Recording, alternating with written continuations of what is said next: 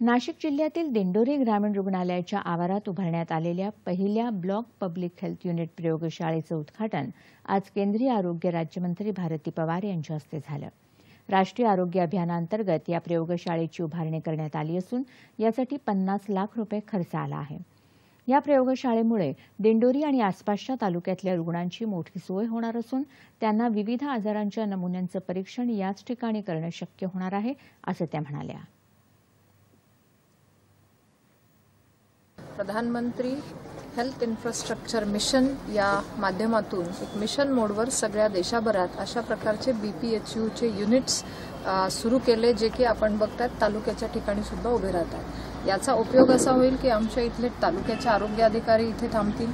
त्याचबरोबर इथे अशी व्यवस्था असेल की एखादी टेस्ट लॅब टेस्ट एपिडेमिक आल्यावर करायची आहे तर ती इथून ती यंत्रणा कार्यरत होईल आणि ही जिल्ह्याशी लगेच कनेक्टिव्हिटी तिची राहील। म्हणजे भविष्यात पॅन्डेमिक सारख्या गोष्टींना कंट्रोल करण्यासाठी या BPHUचा मोठ्या प्रमाणात उपयोग होणार आहे।